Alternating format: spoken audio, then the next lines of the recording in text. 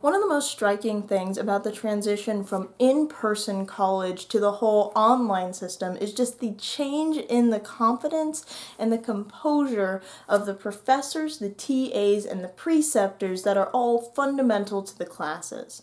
Now, you see, when you have an in-person class, you show up to a lecture hall typically, or a small classroom, but we'll use a lecture hall because it's a better image. So let's say, you're showing up to a lecture hall. It's a 500-person lecture hall, which used to hold 500 people before COVID, or now it holds like 100 or less.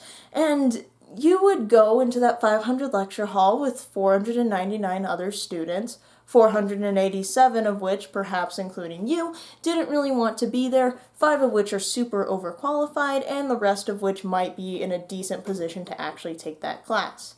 This motley group of students goes ahead, sits down with hundreds of actual things going on in their head that are probably not remotely related to the actual material that you're covering in the class, and one brave individual goes ahead and steps up, often in a nice suit, just nice and composed and confident, not shaking one bit, knowing that they know the material better than anyone in this class ever could, except maybe, that one kid that's a genius and is here when he's like 7.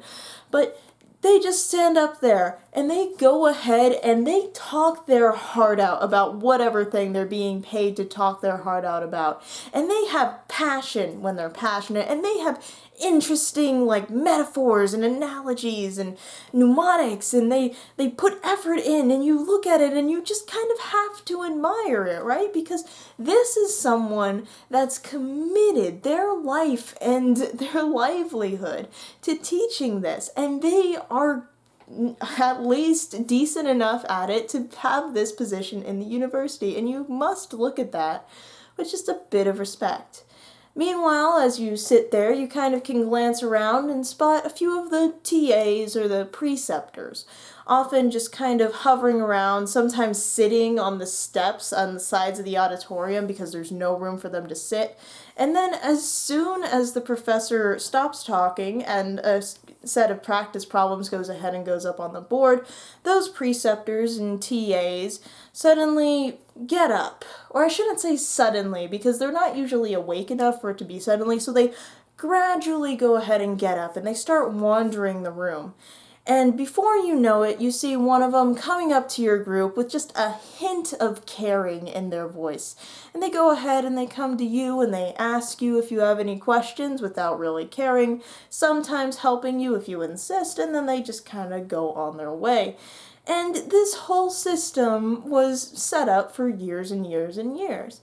But then COVID comes around and classes go online. And suddenly these professors that have spent years and years and maybe decades of their lives just giving speeches in front of these giant auditoriums filled with slightly caring kids are suddenly forced to give their speeches instead to a camera, on the other side of which are the same uncaring kids, but still a camera instead of a bunch of faces that are just kind of daydreaming out into the middle of nowhere. And that changes them.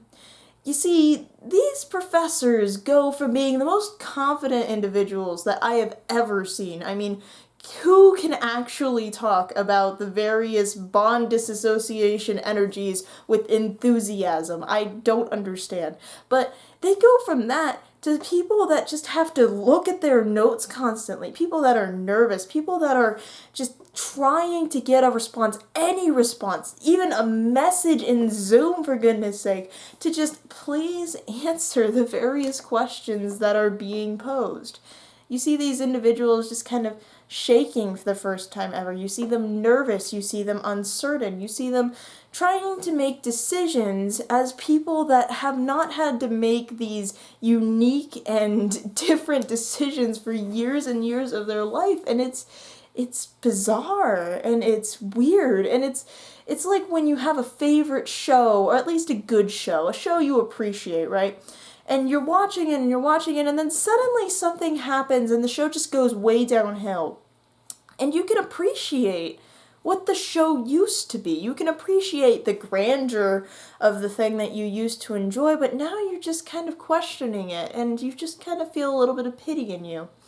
And meanwhile, as you think about how much you pity these professors or how much you feel bad for them for having to make this transition, you also look at the TAs and the preceptors, and suddenly these individuals have gone from sitting on the sides of the auditorium and the stairs because there was no room for them to be, to being people just kind of, kicking it back in their gaming chairs like a self-made latte in their hands, their cat meowing in the background, just kind of in their element, just enjoying life, enjoying the fact that they can just, roll out of bed and then into a call, enjoying the fact that now it's like they can present the version of themselves that they want with the lighting and the makeup and whatever else that they desire.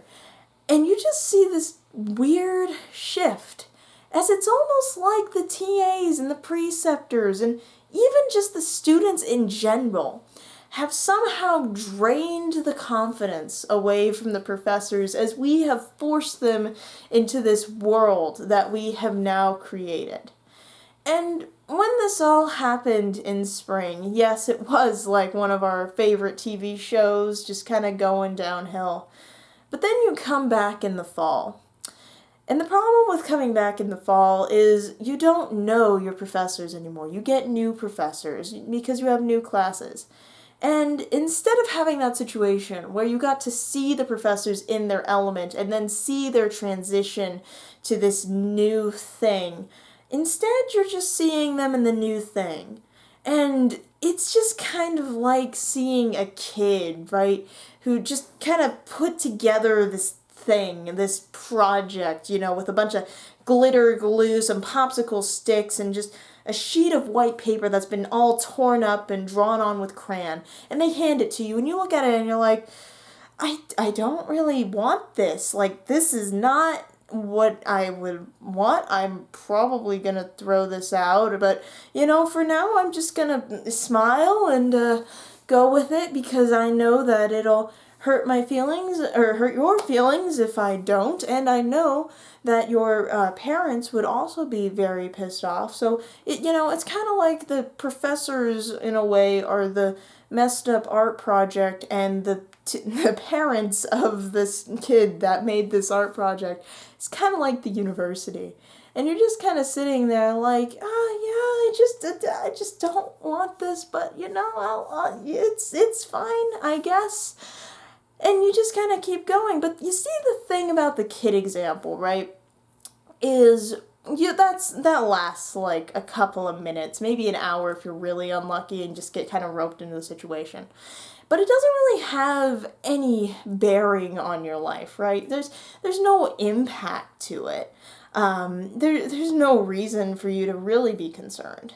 But the thing is, this torn up piece of paper that is failing Zoom connections and the inability to successfully articulate various topics on camera and the failure to be able to assess actual learning on a computer, instead of having no effect on the students, instead of, being something that can be passed off as like a mistake, suddenly it actually has bearing on lives. And not only does it have bearing, but it has cost.